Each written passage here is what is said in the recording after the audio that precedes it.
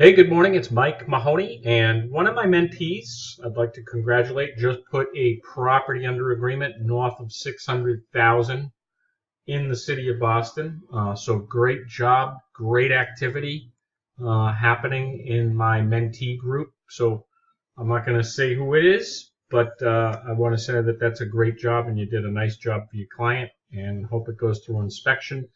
But now the work begins for you. So this is going out to all the mentees. This is how to get the stuff into Skyslope, which is our tool for compliance and getting paperwork into the brokerage, since we don't walk it in and hand a folder over to the state broker or the administrative person at the office. So you log into Skyslope, and I'm not going to teach that today. I'm not in the business of tutoring you how to log into systems, but I can show you some tips, tricks, and techniques. So basically what you're going to want to do is create a transaction.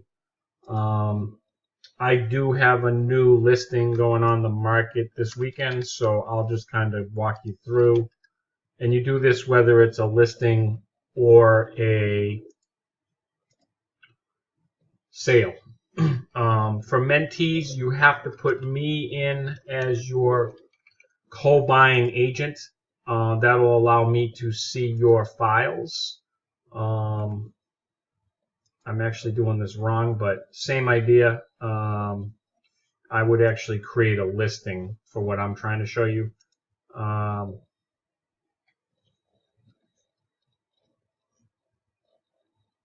Let me go back and we'll just continue on that vein. So you walk through the process of, sorry to be all over the place. You create a transaction for your listing, and then once you get it all populated, you end up with these tabs up the top: transaction, contacts, commission, checklist. So then what happens is you're going to be presented with a checklist, and the stuff that you have not turned in is red. So let's say that I now have a signed purchase and sales agreement on this one. I can just go in and upload it. Another thing you can do is it has an email address associated with this transaction. So if you save that into your contact list on whatever tool you use for email, you can forward PDF files right into it, and then you assign it. So let's say that this is actually the purchase contract. I click assign, and now it's been assigned. Now it lies in review mode, and basically once it's in review mode, either Patrick or Beth or whoever else is assisting them in compliance will review it, and if you've got issues, they'll make notes for you here. You'll also get an email when things change. So you can do it that way. I'm going to take that out just so Beth and Patrick aren't looking at it. But that's essentially it. So your goal is to get all this stuff from red to green. So, it's quite a big list. One of the ones that people often miss, so it's critical you get the lead paint signed right away.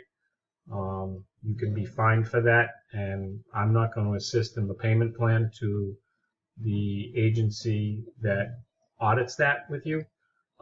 You've been to real estate school. They've told you about lead paint. I'm not your mother, so you'll have to do the best you can. I can help you answer questions about it, but you need to have the lead paint in when you get an offer accepted or a listing. Another one that agents miss is wire fraud advisory, and you can get that in this system. I'll show you where you get it. Working documents, office docs, and it should be in here somewhere.